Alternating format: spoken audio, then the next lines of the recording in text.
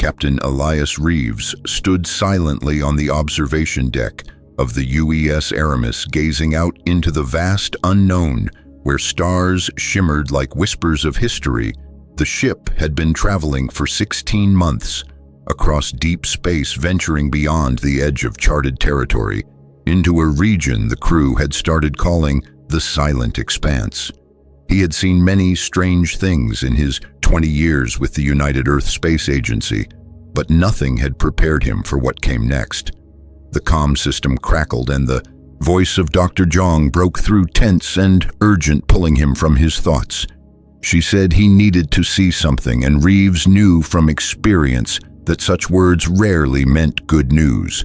When he arrived at the science lab, the usual atmosphere of quiet focus was replaced by chaos, a mix of excitement and disbelief as scientists clustered around the main holographic display. Dr. Zhang quickly explained that an anomaly had appeared on the sensors, initially mistaken for an asteroid cluster, but when the image sharpened into view, it became clear this was no natural formation. The display revealed an immense structure floating against the cold backdrop of space, its design unlike anything of human origin, with curves that seemed almost organic intersecting in perfect geometric harmony. Captain Reeves felt a chill as he whispered that it was a ship. Dr. Zhang confirmed it had likely been adrift for over 50,000 years. Their instruments picked up a faint power source, suggesting the ship was still somehow operational despite its unimaginable age. Humanity had spent centuries searching for intelligent extraterrestrial life and had found nothing more than microbial remnants on Mars and Europa. And yet now, barely 3 light-years past the farthest human outpost, they had stumbled upon undeniable proof of a civilization more advanced than their own. The scale and complexity of the alien vessel dwarfed the Aramis, making it look primitive by comparison. Reeves' instincts kicked in and he asked whether contact had been attempted. Dr. Patel, the xenolinguist, said they had tried every standard protocol, including mathematical sequences, binary code, and full-spectrum radio waves, but there had been no response. The ship appeared dormant, though clearly not dead. Intrigued and cautious, Reeves ordered the Aramis to approach the structure slowly and called for a full crew briefing within the hour. As they drew closer, Communications Officer Nadia Volkov transmitted greetings in all known languages and frequencies born on Mars and raised in low gravity. She felt most at home in space, but even her calm demeanor gave way to frustration. After repeated silence, finally she muttered in Russian under her breath a simple question: "Why won't you answer us?" And that was the moment everything changed. Energy rippled across the alien hull, lighting it up in vibrant blue and green pulses. Proximity alarms screamed as the vessel suddenly came to life. Sensors went wild and the crew tensed in confusion and awe. Everyone turned to Nadia, who stared wide-eyed at the screen. She had only spoken once in Russian, yet it had triggered a reaction more dramatic than all their protocols combined. Dr. Yang observed that the mathematical messages had failed, yet a human voice had awakened the ship. This revelation shocked the team, and Captain Reeves immediately told Nadia to speak again. She offered a formal greeting in Russian, and the alien ship responded even more strongly. Lights danced across its hull, and a powerful docking field began to form. Navigation confirmed they were being gently pulled toward the vessel. Reeves considered resisting, but chose to let the process unfold while keeping emergency separation protocols at the ready. As the Aramis entered the field, a portion of the alien hull opened, revealing a cavernous entry point large enough for the entire ship. It was clear they were being invited inside. The boarding team assembled quickly, each member selected by Reeves himself and outfitted in full environmental suits. The team included Dr. Zhang for scientific insight, Chief of Security Tanaka for protection, Engineer Okafor to interpret the technology, and Nadia Volkov, whose voice had activated the ship. They moved cautiously through the airlock into a shimmering tunnel that seemed neither solid nor fluid. Its very structure defied physics. The tunnel led into a vast chamber unlike any human construction. The walls seemed to shift in response to their presence, as if the ship was aware of them and, adapting accordingly, atmospheric readings stabilized into a breathable mix. Though Reeves ordered helmets to remain on until further notice, Nadia spoke again of a strange presence in her mind, gentle and non-invasive. A sense of being watched. Moments later, the chamber illuminated, revealing a star map unlike anything seen before. It showed the galaxy as it had existed 50,000 years ago, then gradually advanced through time until it matched current stellar charts. Symbols appeared first in alien form, then began to transform, cycling rapidly through human languages, until finally stabilizing in English. The message was clear. The Guardians welcomed the children of the architects.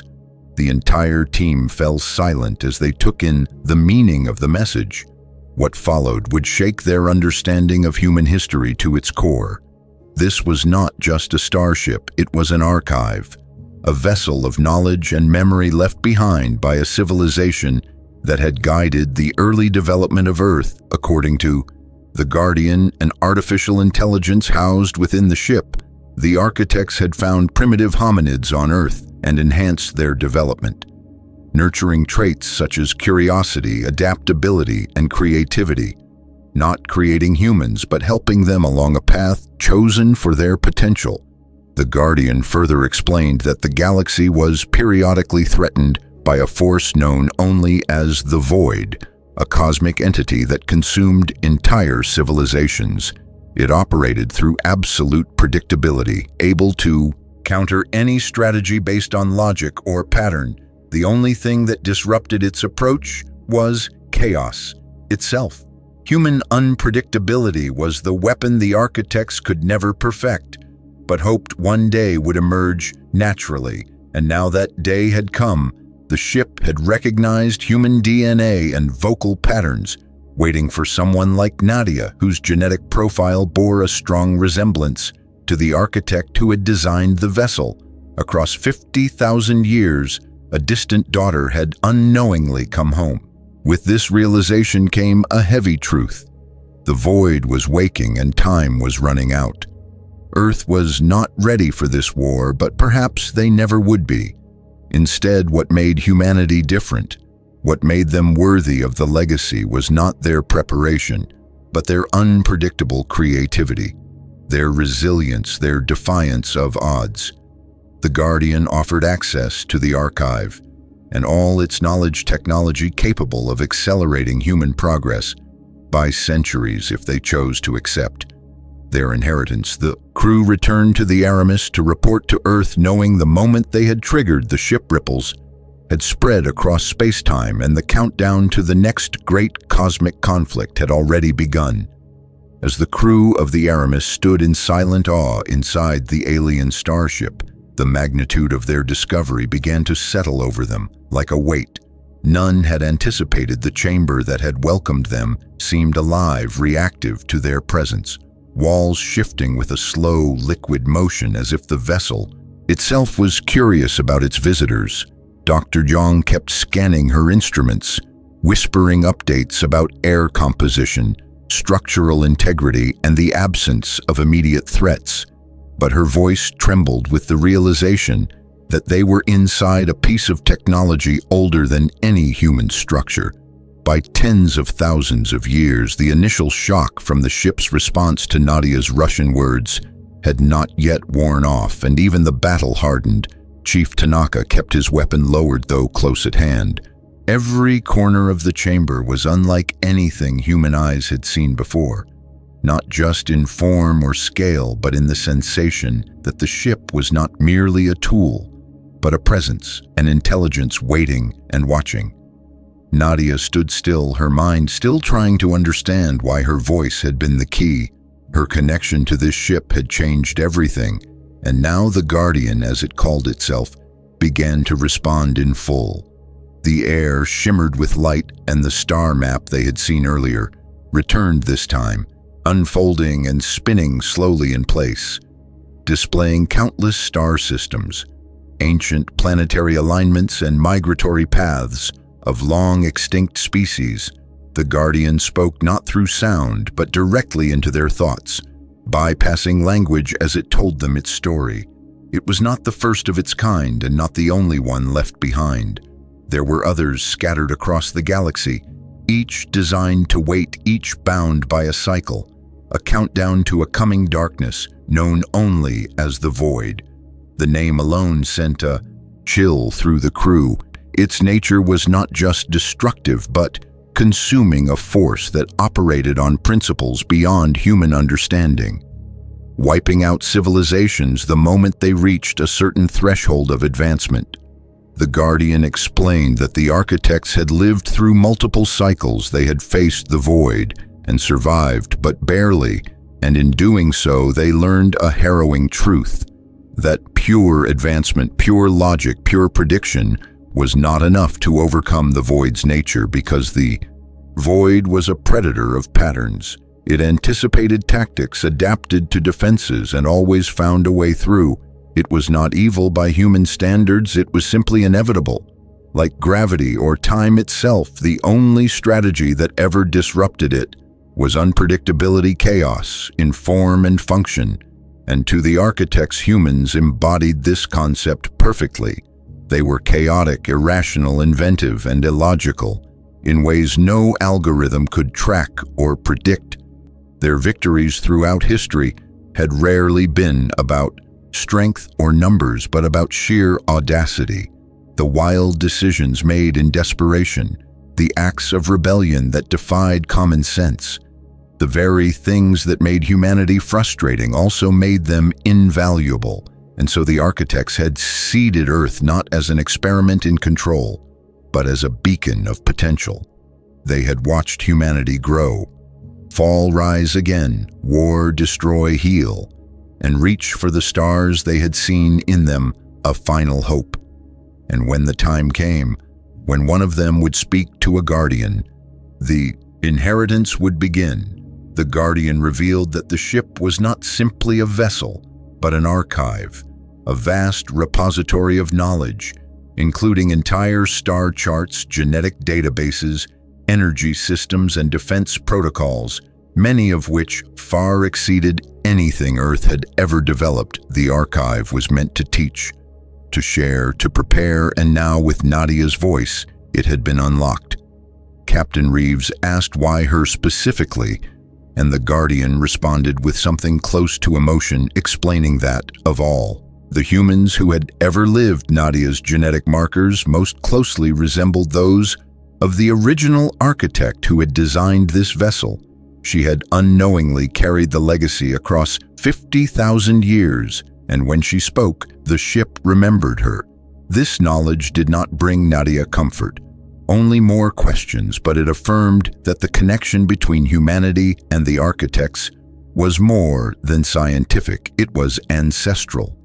The Guardian then projected an image across the chamber, showing systems at the edge of the galaxy already going dark, energy readings consistent with Void activity, moving faster than expected. It was no longer a distant problem, it was coming in their lifetime. Perhaps in mere decades, the crew stared at the image in silence, the weight of what they had uncovered becoming almost unbearable. Tanaka spoke first, breaking the silence with the urgency of a man who had seen death. Before he said, they had to inform Earth Command immediately that this was beyond any mission protocol, beyond any government or military structure. They had found themselves on the front line of a war they never knew existed, and one that would soon reach them. Captain Reeves agreed and ordered a secure communication be sent the moment they returned to the Aramis. He had to report not just a discovery, but a warning. Earth was no longer alone and never had been. They were the children of something older, and now they were called to step into a legacy they barely understood. Dr. Jong and Engineer Okafor had already begun studying the data provided by the Guardian, and even in the first few minutes they had glimpsed possibilities. New propulsion systems, defensive technologies, theories of energy manipulation that would revolutionize every scientific discipline if they could even begin to grasp it. Reeves cautioned against jumping to conclusions, telling his crew that while the information seemed genuine, they needed verification and collaboration with Earth's brightest minds. But Nadia looked up from the console, her voice steady with certainty. She said that the ship had not just responded, it had waited not for any human but for them, specifically for a reason they had yet to fully comprehend, and they were now woven into a cycle far greater than themselves. A countdown had started when the ship came online, and the void would not wait for human readiness. It would return as it always did, and this time humanity had the chance to meet it. Not with fear, but with the knowledge left behind by those who once faced it and survived. The Aramis had crossed into deep space seeking answers, and found instead an inheritance and a warning. Now it was up to them to decide what came next. Back aboard the Aramis, the senior staff gathered in the main conference room, still reeling from the encounter with the ancient vessel and the entity calling itself the Guardian. Captain Reeves stood at the head of the table, hands gripping the edge as he scanned the faces of his crew, each of them processing the overwhelming information in their own way. Dr. Zhang was already poring over preliminary data transferred from the alien archive, her tablet filled with diagrams, star charts and energy readings beyond anything found in Earth's databases. Engineer Okafor sat next to her, sketching propulsion systems and design principles inspired by what he had seen within the alien vessel. And even Security Chief Tanaka, who was normally reserved and skeptical, looked shaken but alert, fully aware that the implications of their discovery reached far beyond any protocol or mission objective. Captain Reeves cleared his throat, drawing their attention. "We need to proceed with caution. The Guardian's claims are extraordinary, and while we have physical evidence that suggests truth, we cannot act on this alone without verification, without consensus back home." He paused, taking in the silence that followed. Then Nadia spoke up, her voice calm but resolute. "With all due respect, Captain, I believe the Guardian was telling the truth. The ship responded to human voice patterns and genetic markers that cannot be coincidental." "Not after 50,000 years," Dr. Zhang nodded in agreement, adding that the technology they had observed defied current scientific understanding, and the star maps shown to them included detailed data about systems humans had not yet explored, many of which had begun to check out as accurate through their own scans. Reeves listened carefully, trying to balance the weight of leadership with the raw instinct that something monumental had shifted. This wasn't just a discovery, it was a turning point for humanity. If what the Guardian said was true, then the void was not just a distant legend, but a very real threat moving through the galaxy, faster than they had anticipated. The moment their presence activated the ship, a signal had gone out across space and time, waking forces both ancient and dangerous that had long been dormant, and now humanity had to decide what to do with the knowledge passed down to them. The Guardian had shown them images of devastation of worlds, once filled with life, left barren and cold in the wake of the void. It described the darkness not as a being or a species, but as a force, a cosmic hunger that operated beyond morality, beyond intent. It existed to consume, and it targeted civilizations that had reached a specific point of technological advancement. The architects had survived it, but only barely, and their survival had come through an understanding that conventional strength and intelligence alone were not enough. The void thrived on predictability. It adapted to patterns, outmaneuvered logic, and consumed anything that moved in a straight line of reasoning. But humans were different. The Guardian had said so directly, describing humanity as chaos embodied, and that chaos was the only thing the void could not fully predict. because human decisions were not always rational, not always strategic. They were often spontaneous, emotional, driven by things no algorithm could process: love, anger, desperation, hope. And it was in those unpredictable moments that humans became something greater than the sum of their biology. The Guardian had confirmed that the archive ship was not the only one.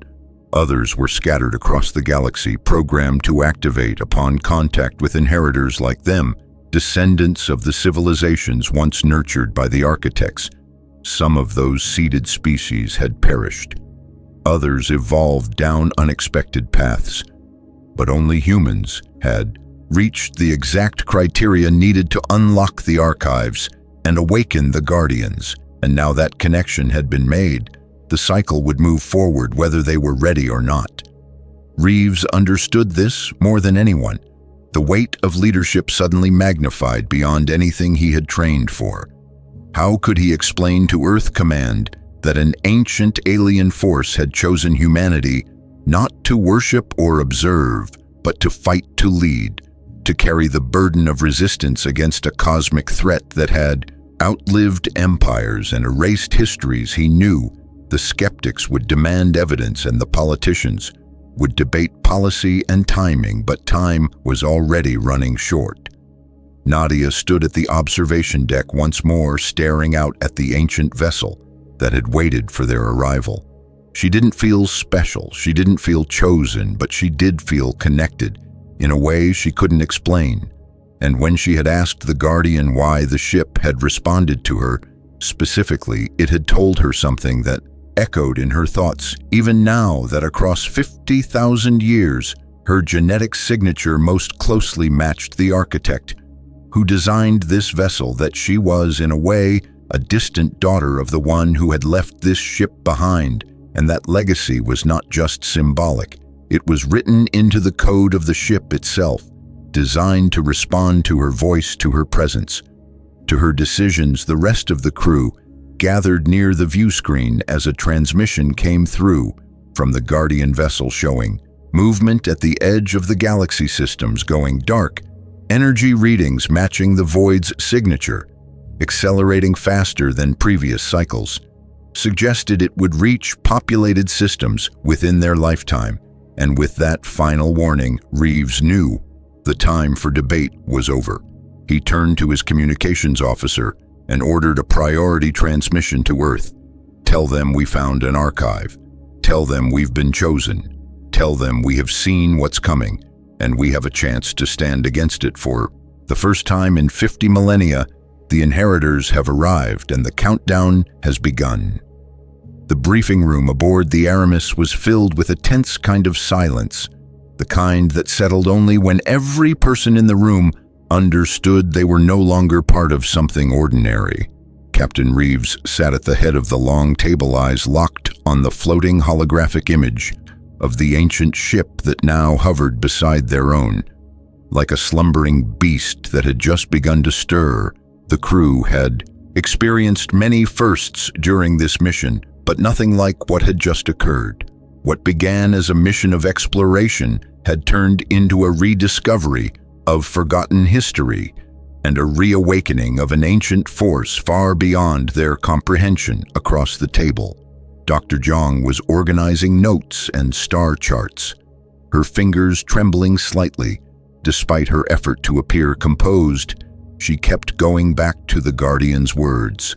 The Void was returning, and it would not wait for humanity to be ready. Engineer Okafor beside her was silent, but his tablet was filled with sketches, theoretical propulsion cores, data extrapolations, and wild ideas that 3 days ago would have been dismissed as fantasy. Now they were possibly humanity's last hope.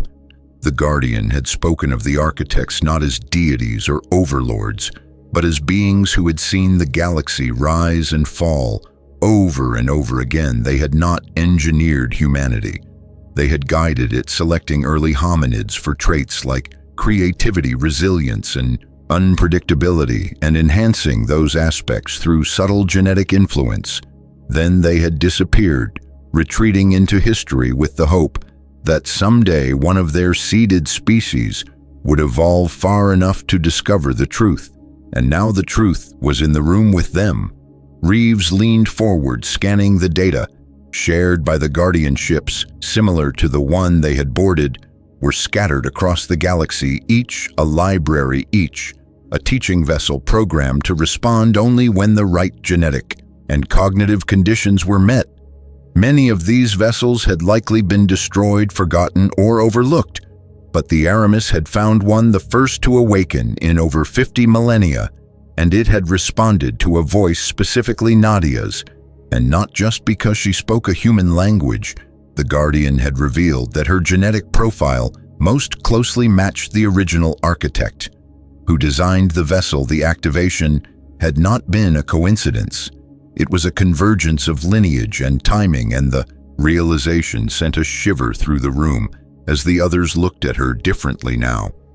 Not with suspicion, but with the awareness that she was uniquely linked to the machine and its mission. Nadia, for her part, didn't feel different. She didn't feel special, but she understood that something ancient had passed through her, and in that moment she had become more than just a communications officer. She had become a signal to the universe that the inheritors were ready to be known again. Tanaka cleared, his throat, his voice breaking the quiet. We need to think about what comes next.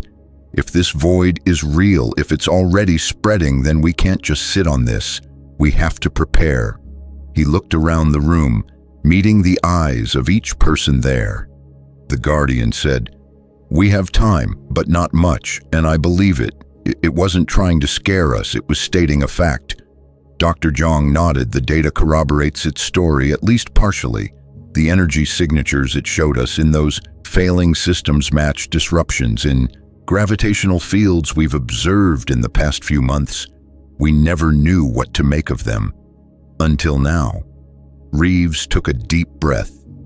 The decisions before us are not military. They are existential. We can't handle this on our own. And we shouldn't try. We have to bring in the scientific community. Global leaders. We need to prepare Earth for what's coming, and fast.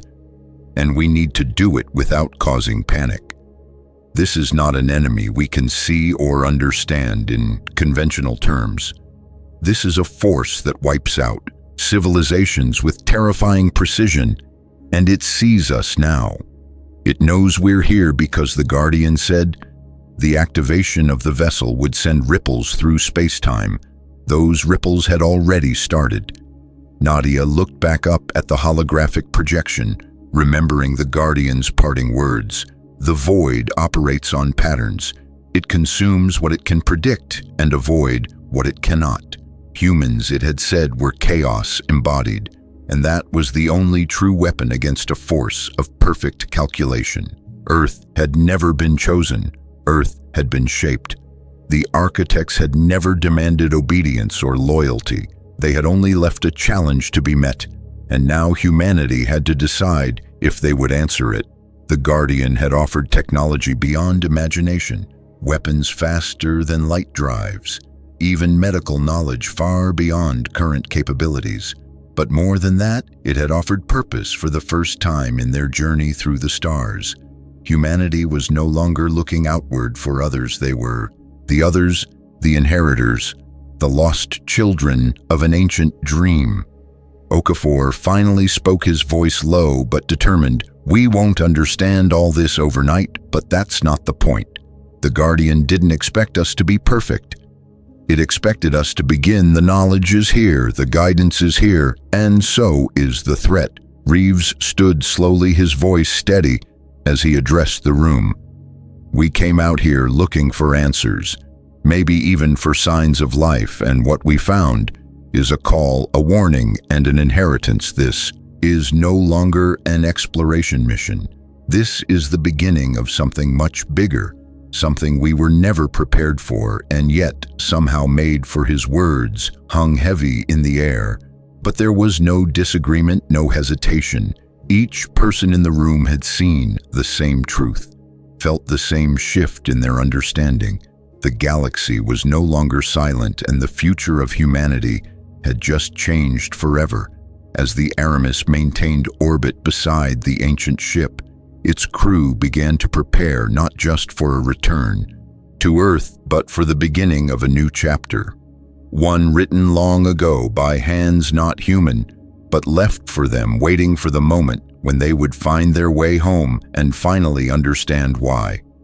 The Guardian's chamber remained dimly lit as the crew stood motionless, absorbing the last words it had delivered. Words that reshaped everything they thought they knew about their origins, about their place in the galaxy, and about what was waiting for them in the darkness beyond the stars. It had spoken not in metaphors or riddles, but in plain, undeniable terms. The architects had once risen to unimaginable heights of knowledge and power, not through conquest or domination, but through nurturing, through seeding life across countless worlds. Earth was one such world, and humanity was not an accident. They were chosen, guided, encouraged from the shadows. The architects had seen something in early hominids, something worth cultivating, a spark that could one day shine against a storm, and they had nudged them forward, not through force, but through influence-enhancing traits that they believed would be needed when the time came. Traits like creativity, adaptability, emotional resilience, and the capacity for chaotic thought evolution had done the rest, and now that spark had grown into a species reaching for the stars on ships, powered by fuel and hope. The Guardian had shown them what had come before: towering cities that floated above oceans, terraformed planets teeming with engineered ecosystems, ships so large they carried entire cultures across light years, all of it now gone wiped clean by the void, a force that consumed civilizations as if they were nothing more than echoes of arrogance and ambition. The architects had survived, but not unscathed. They had learned that their own advancement had become their weakness, because the void fed on predictability.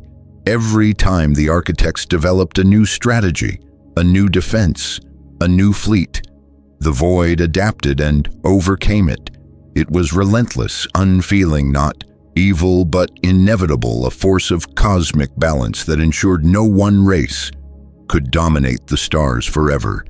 Its cycles were long but precise, striking at the moment civilizations crossed a critical threshold of awareness. The architects had done all they could.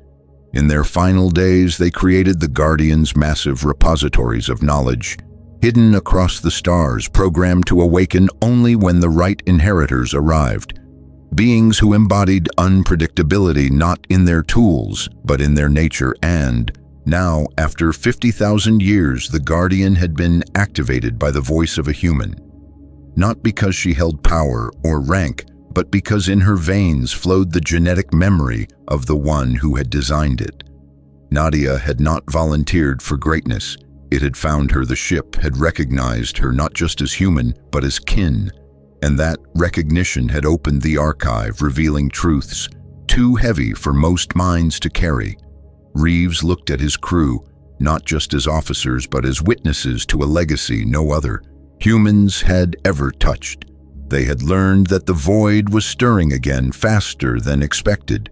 Its tendrils reaching out at the edge of the galaxy systems were already going dark, and they had little time to prepare. The Guardian made it clear that the technology aboard the archive vessel could propel humanity forward by centuries, if not more, giving them a fighting chance against a force that could not be reasoned with and would not be stopped by diplomacy. The archive was theirs now, a gift and a burden, access granted not only through genetic compatibility, but through recognition of a deeper calling to resist, to create, to confuse, to survive. It had said clearly that humans were chaos embodied, and that this very trait made them the only species truly equipped to fight the void, not with superior firepower, but with the unpredictable brilliance that came from desperation, passion, and the refusal to quit. Reeves asked the Guardian why the architects had not simply destroyed the void, and the answer was both simple and terrifying: because it existed partially outside the boundaries of normal space-time. It could not be killed, only disrupted, and that disruption came from actions no machine could calculate, no enemy could predict. The Guardian explained that the void operated like an algorithm, a force that modeled every possible outcome and selected the most efficient path to domination. But humans disrupted algorithms. They made decisions based on fear, love, vengeance, hope. They changed their minds at the last second. They did the wrong things for the right reasons, and sometimes the right things for the wrong ones, and that made them invisible to the void's patterns.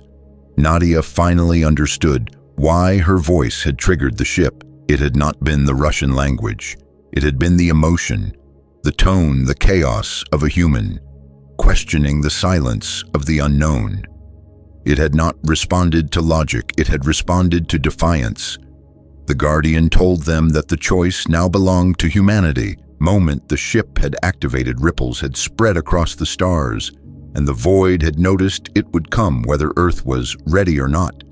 And the knowledge within the archive would determine if this cycle would end like the ones before, or if something new might begin. But there was no guarantee. The architects had made many attempts, had seeded many worlds. Only a few had lasted, fewer had thrived. And of all of them, only humanity had reached this far and found the archive intact. Dr. Young could barely contain her awe as she scanned the energy systems within the vessel.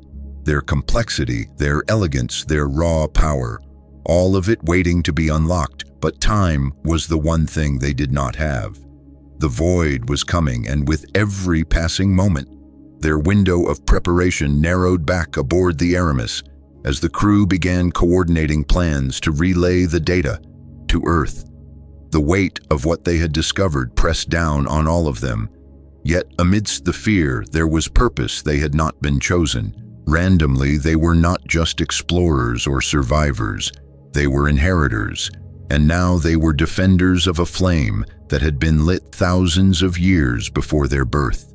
A flame that had waited through cold silence for someone to come and carry it forward into the unknown. As the Guardian's final images faded into the shifting walls of the chamber, the crew of the Aramis remained silent, each of them frozen by the weight of what they had seen. The revelation had gone far beyond questions of origin or technology. It was about survival on a galactic scale, and the horror that came with understanding the true nature of the void. Not a species or fleet or even an empire, but a force, a phenomenon that existed outside the edges of reason and time. It was not evil, it was inevitable, like entropy, like the cold silence of space, and it was coming. The Guardian explained that the void never truly left it, retreated, recovered, evolved, and then returned every 50,000 years. It awakened, drawn by the energy, patterns of advancing civilizations, by signals and footprints of growth and intellect. Each time it arrived earlier and struck harder, leaving nothing but silence in its path. The architects had survived it once, but not by defeating it, only by delaying it, and they had known, even then, that the cycle would repeat again and again until something truly different emerged. That difference, the Guardian now believed, was humanity. The void fed on predictability. It read patterns of movement, of thought, of behavior, and used that information to counter every form of resistance. Flawlessly, the architects who had built entire fleets of artificial intelligence had learned that even the most advanced machines eventually fell victim to predictability. Their creations became calculable, efficient, but limited. They were outmatched and consumed. The few survivors realized that the only defense against a force so perfect in its calculation was to become the opposite of pattern, to become chaos, and that is what they tried to cultivate in their final desperate efforts. They returned to the beginning, not to their own kind, but to the young, scattered worlds they had once shaped and guided, planting seeds, hoping that one day one of those species would evolve into something they themselves could not predict. And now, after thousands of years, after the fall of worlds and the rise of a young species that had only recently left its cradle.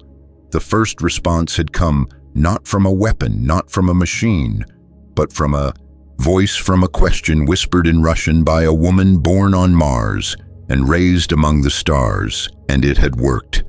The void, the Guardian warned, would sense the activation of the archive ship, and it would begin to turn toward this region of the galaxy. Its progress was already visible in the outermost systems, and while Earth still had time, the clock had started. Reeves looked across the chamber and saw the quiet fear in his crew's eyes. Not panic, but something deeper, a realization that they stood not just as witnesses, but as participants in a cosmic cycle with consequences far beyond their understanding, and yet they had not turned away. They had not run, and the Guardian had noticed the humans, it said, were unique not for their power or intellect, but because of their defiance, their refusal to surrender, their unpredictable nature, which made them immune to the kind of deterministic forecasts the Void relied on. The Guardian had shown them recordings of past battles where the most advanced ships of the architects fell in perfect symmetry against the tide of the Void, unable to adapt to a foe that always moved one step ahead. And then it had shown them simulations where less advanced ships, piloted by humans, moved erratically, chaotically, irrationally. And those movements broke the Void's sequence, disrupted its calculations, and created moments of vulnerability. In that chaos lay hope. The Guardian confirmed that it had preserved not just historical records, but technologies, tools, strategies, and knowledge that, if properly understood and implemented, could give humanity a fighting chance. Not a guaranteed victory, but a possibility, and in the face of a force that devoured certainty, possibility was everything. Nadia stood near the center of the chamber, unsure of how to process what she had become. To the ship, to the Guardian, to history, it had said her genetic code matched closely with the original architect who designed the vessel, and because of that, she had triggered its awakening. Her voice, her presence, her being had become the symbol of the inheritor's return, and while the attention unsettled her, she also understood the importance of it. The ship had not simply responded to humanity. It had responded to her, and now, through her, to all of them. The Guardian had made clear that while Earth might still be divided by borders and ideologies, the threat they now faced would not distinguish between nations or beliefs. It would consume all the same, and the only way forward was unity, knowledge, and readiness. Reeves knew the message he had to send to Earth would not be easy to believe, even with the data and recordings they had. The truth was too large, too old, too alien, but he also knew there was no other choice. They had stumbled into an inheritance written in stars older than their sun, and with it came a warning that could not be ignored. The countdown had begun, and the only thing standing between humanity and extinction was the very thing that had always defined them: the courage to choose the unknown, the instinct to fight when logic said surrender, and the unshakable impulse to hope. Even in the face of certain darkness, the Guardian had waited 50,000 years for them, not because they were ready, but because they might be, and now, ready or not, the future of every world touched by the architects rested in their hands. As the Guardian's voice faded into the walls of the chamber, Captain Reeves and his crew stood in silence, trying to absorb the impossible truth that had just been handed to them. They had come to this region of space, chasing whispers of the unknown, hoping to find something that would expand humanity's understanding of the universe. But instead, they had walked straight into a destiny, written long before humans ever built their first tools. The archive ship they had entered was not a relic of war, not a monument to the past, but a living library, a beacon, a signal meant to call out to those who carried the spark of the architects within them. The Guardian had confirmed what none of them had even considered, that humanity was not the only life the architects had guided, not the only planet touched by their science and vision. They had seeded many worlds, each one chosen for its unique potential. Each one left to rise or fall on its own, and most had failed. Some had perished in infancy. Others evolved down paths that could not sustain the legacy. But Earth had survived, had grown, had reached for the stars, and had now arrived at the threshold. The Guardian had waited to open for 50,000 years. Nadia Volkov had been the key, not because of her training or her rank, but because of something buried deep in her DNA, a resonance, a fingerprint from the architect who had designed the ship. The recognition had triggered the protocols that brought the Guardian back online. And with that activation, a signal had been sent into the void of space, not just a message, but a flare that would ripple through the cosmos, alerting any who were watching, including the very force the Guardian warned them about. The void was not a predator in the traditional sense. It was a consequence of civilization, a response to progress and complexity. When life reached a certain frequency of presence, the void stirred, and when that presence became too loud, it came to erase it. What had once been viewed as myth or abstract threat was now real. The Guardian had shown them systems already going dark, and energy signatures consistent with the void's influence. Their time was already bleeding away faster than anyone on Earth could imagine. The challenge before them was massive. Prepare an entire species divided by borders, politics, and ideology to face a threat they could not yet see or understand. But the Guardian had not left them helpless. It had shown them the archive, vast and untouched, filled with technologies that could change the course of human development. Weapons, propulsion systems, shielding, bioengineering constructs, and most importantly, knowledge not just of how to fight, but how to survive. The Guardian itself was a teacher and a guide, built not to command, but to assist, to nurture, and to help the inheritors evolve into something that could stand where even the architects had faltered. Reeves knew there was no way to explain all this in a simple message to Earth. The truth was too large, too complex, and too urgent for bureaucracy or slow deliberation. And yet, it had to be done. They would send data, send proof, send everything they had, and pray that someone on the other end would believe them and begin to prepare. The Guardian had warned that the act of activation itself had started the countdown. The void had felt the ripple, and it would not be long before it turned its gaze in their direction. Nadia stood alone at the edge of the chamber, staring up at the slowly rotating holographic map of the galaxy. She felt small in its presence, and yet more connected to it than anything she had known. The Guardian had called her a daughter of the architects, not in spirit or metaphor, but by lineage and function. Her presence had awakened something meant for another time, and now she had become a bridge between what once was and what still might be. Okafor joined her, his voice low as he looked at the map with her. "Do you think we can actually do this?" he asked. She thought for a long moment before answering. "I don't know, but I think we have to try, because this wasn't an accident. This wasn't luck. It was time." And we answered the call. Tanaka stood at the far side of the chamber, still tense, still watchful, but no longer skeptical. He had seen enough to believe now the enemy they would one day face would not be something they could shoot or intimidate. It would be something far worse, and only by learning, thinking, and adapting would they survive. Dr. Zhang walked quietly back into the group, still reviewing the Guardian's final words, her thoughts swirling with questions about evolution, genetic resonance, energy manipulation, and the very nature of consciousness. But above all, she carried the clarity of what the Guardian had said. Humans were not built to be strong. They were built to be unpredictable, and that was their advantage.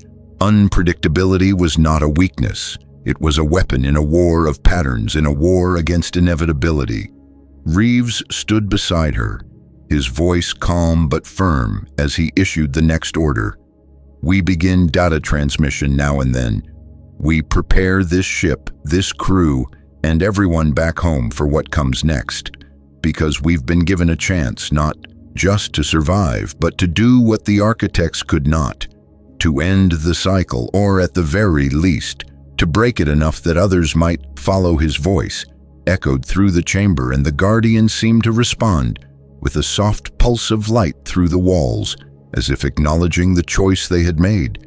The Aramis remained in formation alongside the ancient vessel, the silence between them no longer empty but filled with purpose, as Earth awaited its message and the void stirred in the dark, waiting for the moment when it would test the inheritors of a forgotten legacy.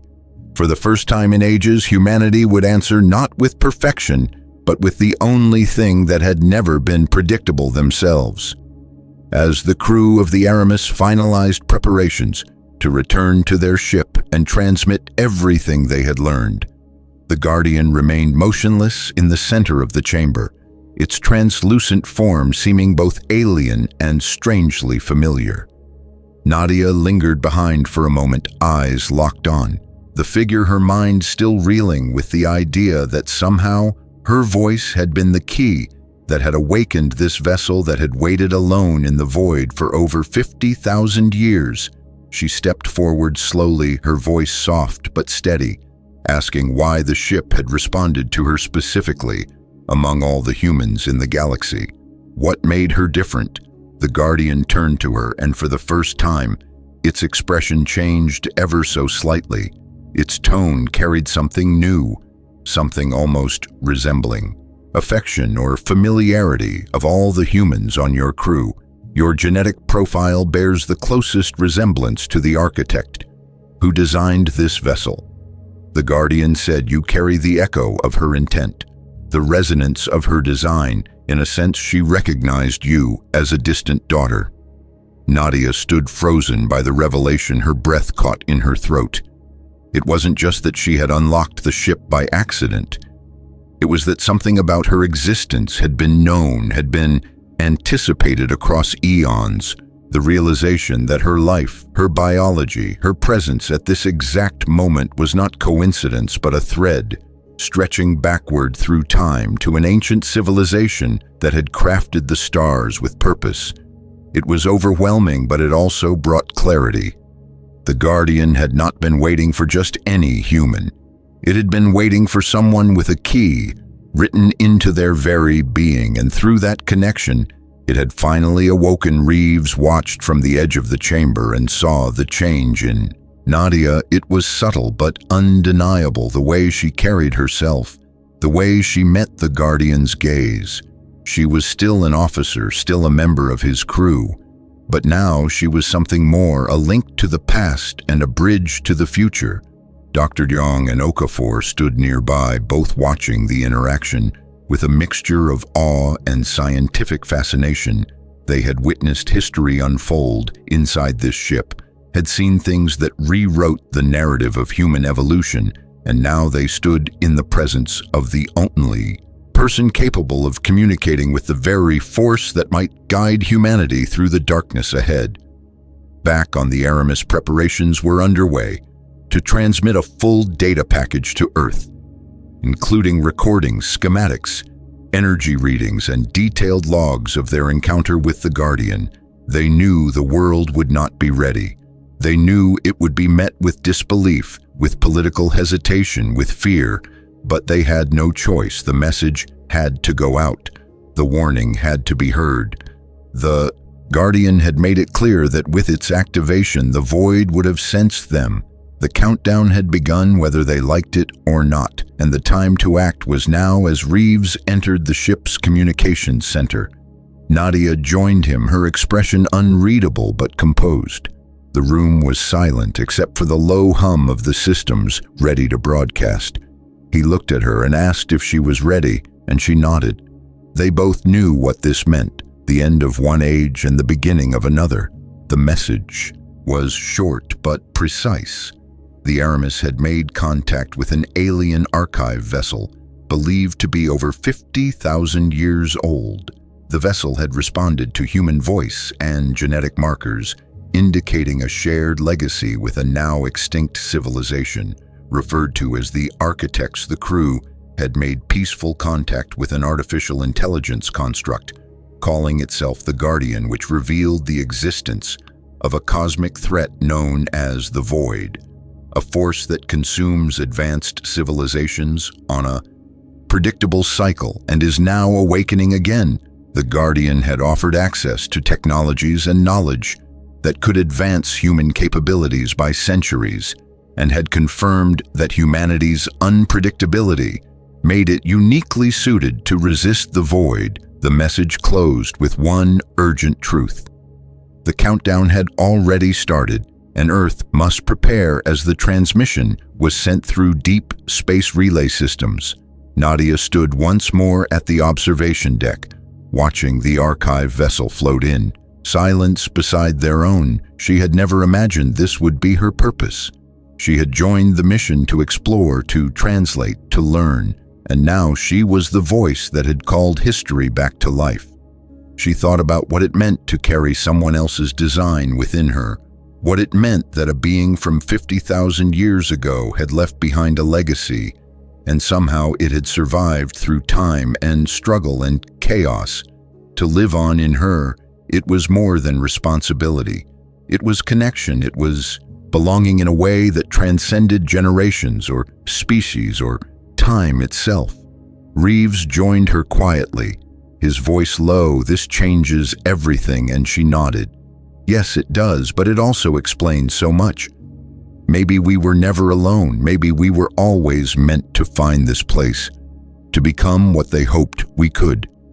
He looked out at the stars and the looming dark beyond and asked, "Do you think we're ready?"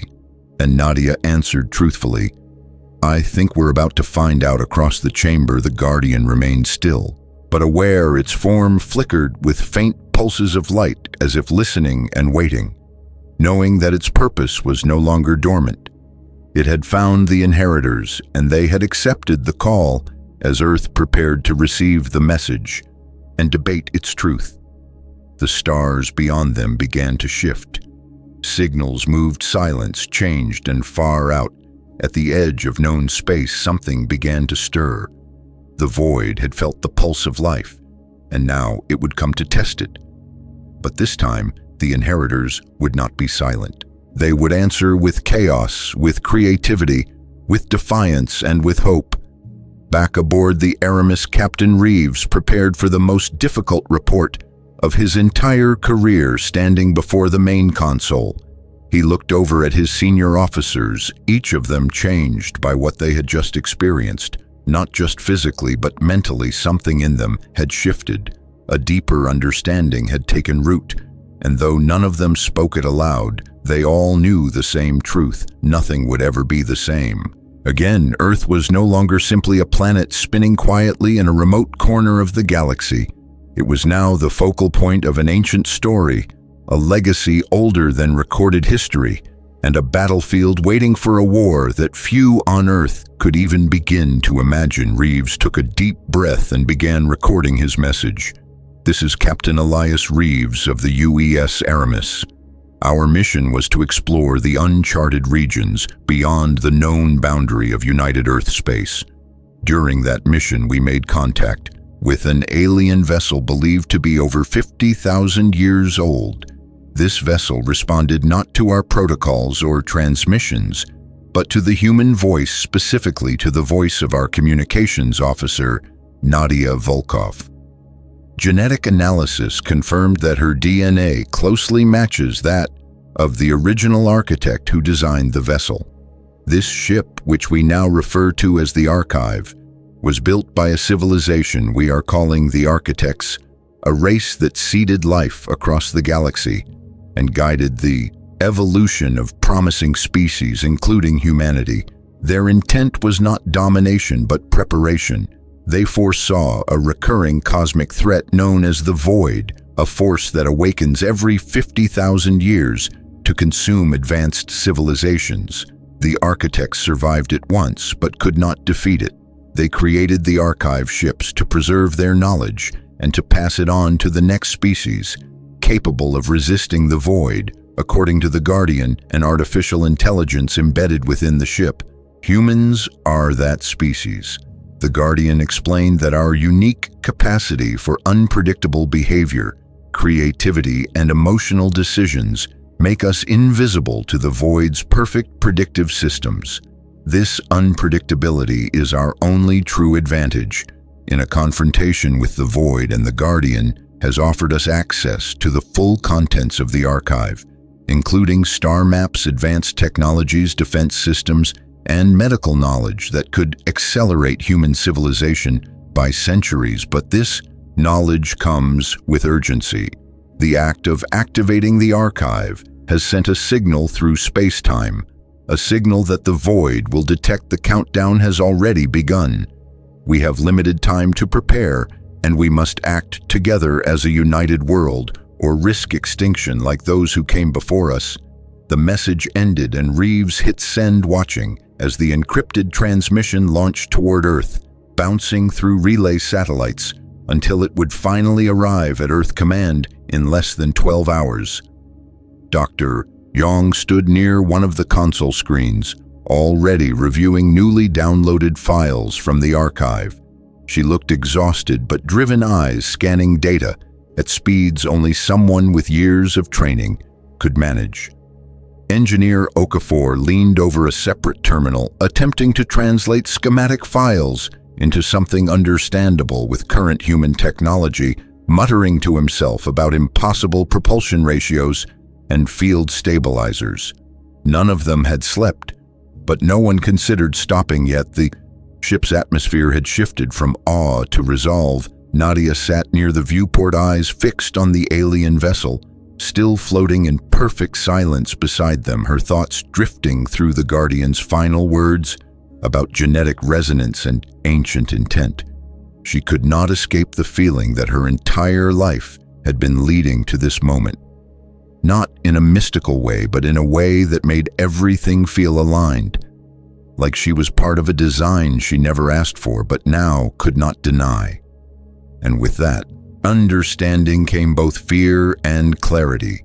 She had triggered the vessel because she matched its memory, not because she was chosen, but because she carried the spark of someone who once was. It had recognized her voice because it remembered the one who had given it purpose, and now it passed that purpose on to her, to them, to all of humanity. As Captain Reeves stood in the center of the operations deck, he turned to address his crew. "This is no longer an exploration mission," he said. "This is a relay, a warning and a beginning. We have been given something beyond imagination, and we have a responsibility to carry it forward, not for ourselves, but for those who come after us. We may not be ready, but we are here, and the galaxy will not wait." His words were met with silent nods, each officer understanding that their lives had changed, not through choice, but through discovery, as the Aramis held its position near the archive ship systems, monitored energy fluctuations in distant sectors. Strange readings began to spike near the galactic edge, matching patterns shown to them by the Guardian regions. Once stable were going dark, entire systems no longer responding to long-range scans. The Void was moving faster than anticipated, and now every second mattered. Nadia returned to the observation deck one last time before they powered down for system maintenance. She stared out at the stars, wondering how many of them still held life, and how many had already been claimed by the darkness. She felt the burden of the moment, but also its meaning. For the first time in 50,000 years, the children of the architects had returned, and not as bystanders, but as defenders, as inheritors of a forgotten hope somewhere in the dark. Something was awakening, but this time it would not find silence. It would find humanity standing in the way, guided not by perfection, but by the beautiful unpredictability that made them human. As the Aramis maintained its orbit beside the ancient archive vessel, the crew worked around the clock, translating, analyzing, and attempting to understand the immense library of knowledge the Guardian had unlocked for them. Every new file opened doors to questions that had never even been imagined: propulsion systems, that bent the laws of physics, medical techniques that rewrote genetic flaws in real-time defensive measures that could shield entire planets from kinetic impact. Even glimpses into how the architects had once manipulated gravitational fields to sculpt planetary environments. But beyond all the technical data, what hung heaviest in the minds of the crew was the warning, not the beauty of the past, but the darkness of the future. The void was not just a distant theory. It was a reality pushing steadily toward them, leaving nothing but silence in its path. The Guardian had made clear that the archive ship was not a weapon, but a beacon, a tool to prepare those who found it, not to defeat the void outright, but to survive, to adapt, to confuse it, long enough for something new to emerge, and humanity, with all its flaws, had become that something new. Not because of superiority, but because of unpredictability. Captain Reeves spent hours drafting reports with the ship's AI, compiling visual logs, testimonies, and mathematical proofs that could help Earth's leaders believe what they were about to receive.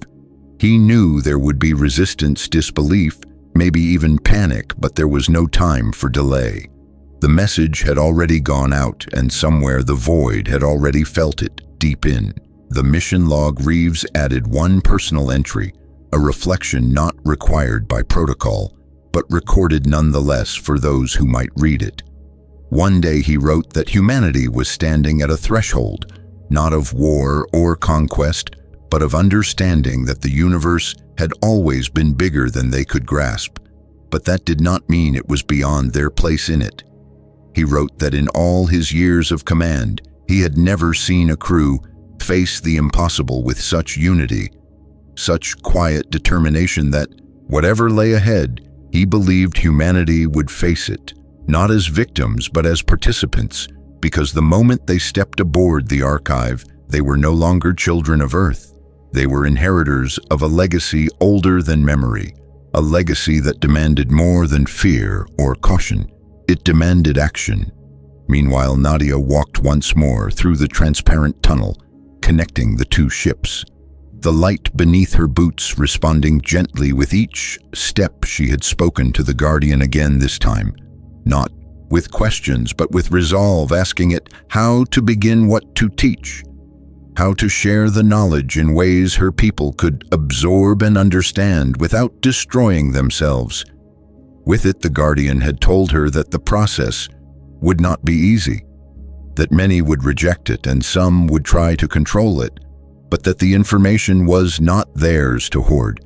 It belonged to all of humanity and those who would come after. She felt the weight of that promise, not as a burden, but as a calling. She was no longer just an officer. She was a voice, the first of a line that would carry this message across generations. As she looked out through the hull into the stars, she wondered what other archive ships still floated in the dark, untouched, unopened, waiting for a voice, a signal, a spark like hers.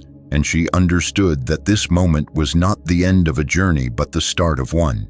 She returned to the Aramis, where Okafor had managed to simulate part of a propulsion module shown in the archive.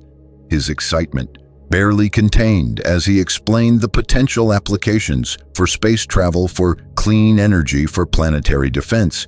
It was a glimpse of what could be if they had time. If they acted fast, the entire crew felt it, a shared pressure, but also a strange kind of peace, as if knowing the truth, no matter how terrifying, had finally given them purpose. For centuries, humanity had looked to the stars for signs of life, for meaning, for proof that they were not alone, and now they had found it, not in conquest or contact, but in inheritance. They had not been waiting to be discovered. They had been called, and they had answered. Reeves gathered the crew one last time before initiating jump preparations to return toward inhabited space.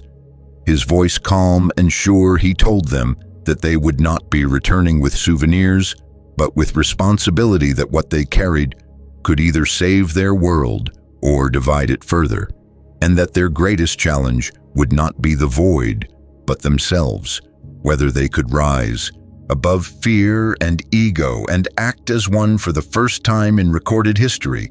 As the Aramis began its departure, the archive ship pulsed once more, a gentle rhythm like a heartbeat in the void, a farewell and a promise, and then it faded into the backdrop of stars, waiting again for those who would need it in another time, perhaps on another world. And in the silence that followed, a lesson lingered, not one etched into stone, but one lived by the crew and discovered through the weight of their choice, that the future is not written by power or knowledge alone, but by the willingness to face the unknown, together with open hands, open minds, and the courage to be different. Because in the end, what saved humanity was not its strength, but its chaos, its questions, its ability to create meaning where there was none, to defy inevitability, and to turn even fear into purpose. And perhaps that is the story humanity was always meant to tell. Not one of dominion, but of resilience. And in that story, maybe every one of us carries a spark, waiting to awaken something greater when the moment calls.